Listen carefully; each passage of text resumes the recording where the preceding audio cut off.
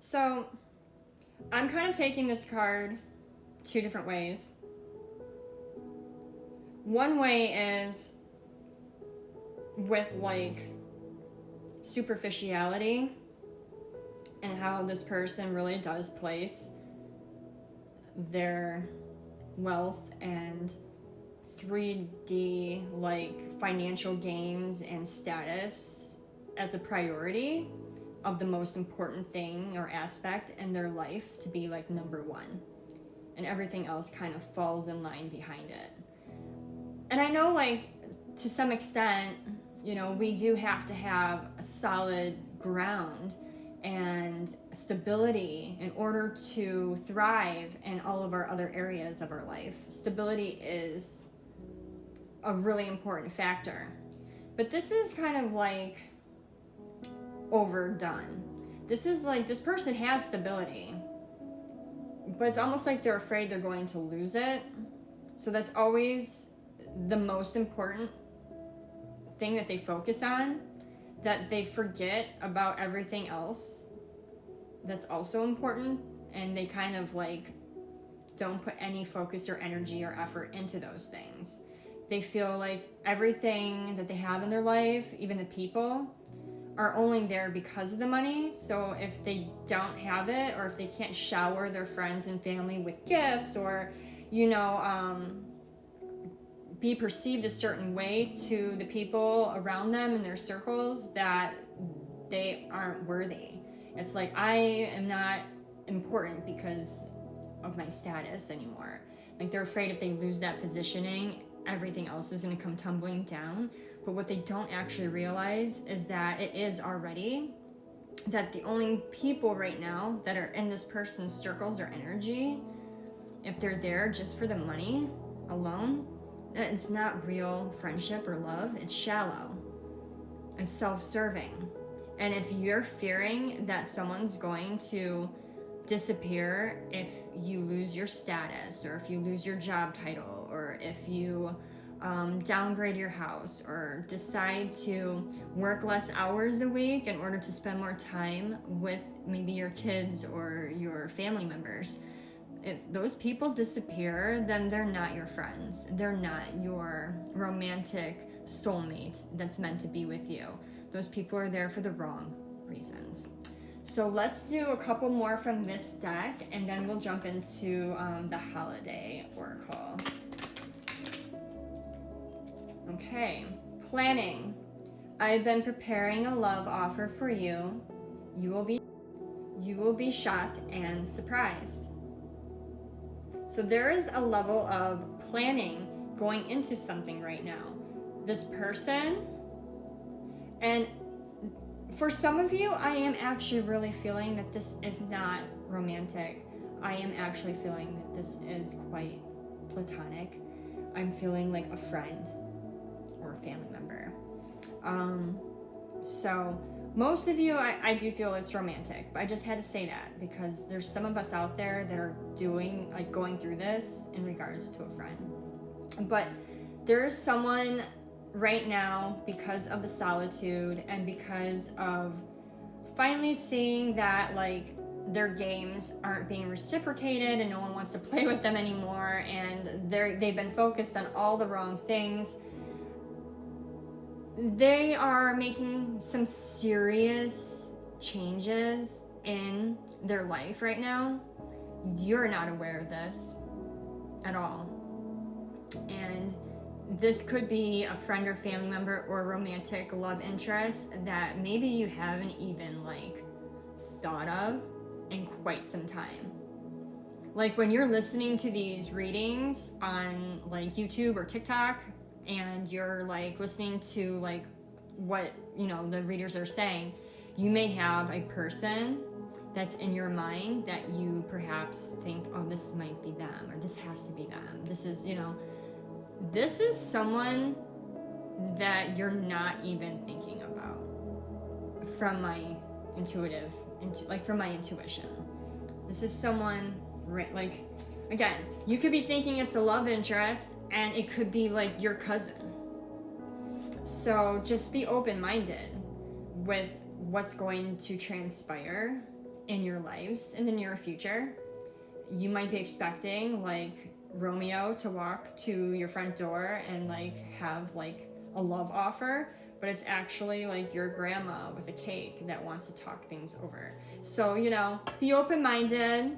It's a good thing someone is coming to their senses. Someone is seeing the error of their ways and starting to do their own growth, and you were that catalyst. You were a huge impact on someone in your life for the better, and divine looks highly upon you for that, because this person also has a divine calling.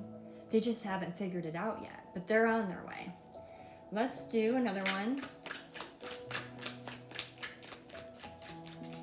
And I also have a channeled song too I'm going to bring into this. It says, thankful. I am thankful to have you in my life for both the small and the large things that you do.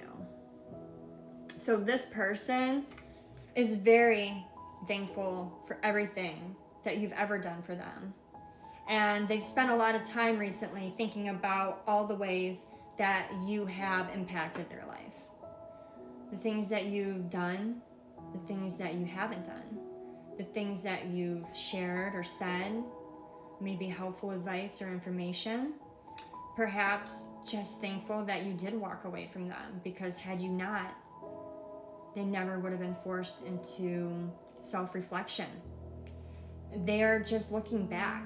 Some of you don't have a super long history with a person, and it could be very small little things. You don't even realize those little things that you've done or said have impacted this person. Or some of you may have people out there that you've known for an entirety of your life, and they are reminiscing and looking back over all the years.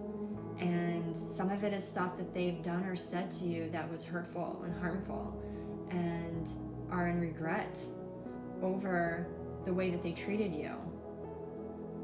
But deep down, I'm feeling like not only you feel this way, but I feel like they feel this way too now.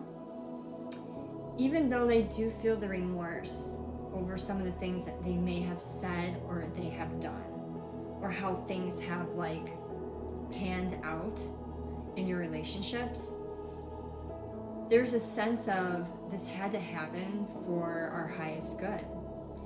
I don't like what I did to them, but I'm not going to dwell and be ashamed anymore, because all these things stacked up forced us into a place of healing and growth. And because of those things, and because of being forced into healing and growth, we are who we are now, and we're better for it, and our character is stronger for it. We've learned so many lessons over the years, and this feels like it's meant to be. And sometimes it is. Karma, even though it gets such a bad rep, it's for every action, there's a reaction. And for everything that we do, there's something that's going to happen because of what we do. And we keep doing things over and over and over again until we finally learn our lessons and grow from that. So karma isn't always a bad thing. It feels bad in the time. And sometimes it can be it can shake our lives up, right? But if you learn from your mistake and you take that karma and you build from it, so that way you never have to face that kind of karma again, then test passed, job well done.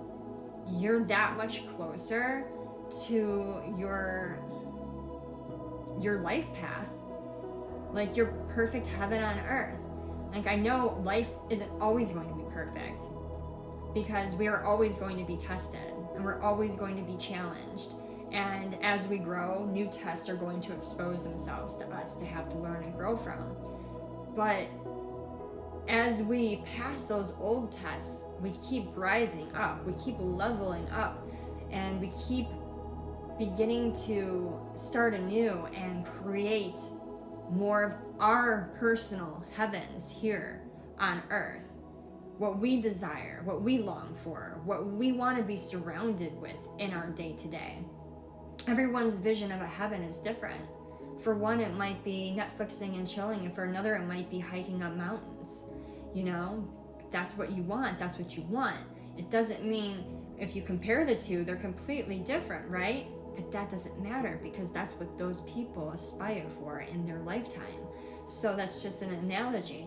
But every single time we pass a test and level up, we allow ourselves to step into more of what we would want for ourselves as our personal heaven on earth. Let's do one more from this deck, and then we'll move on. And actually, as I flipped the deck over, at the bottom of it, I have mirroring, and I think I'm going to take that. We have, your soul is a mirror of my own. Thank you for treating me with love and respect. And we have expression. I want the whole world to know you are mine and only mine. So I'm getting soulmate vibes. I'm getting twin flame vibes, which I'm learning more and more about twin flames every day and the pros and the cons of it. And the more I learn about like twin flame relationships, these are my personal opinions, please don't take offense, but the more and more I learn about twin flame relationships, the more I realize that it's you. If you took one soul and split it into two and put them in two separate bodies, it's you. And you could spend your whole life chasing that person that has the other part of your soul, or you can let them go and try to live the best, healthy, happy, abundant life they can. And while you're feeling like there's this romantic, like,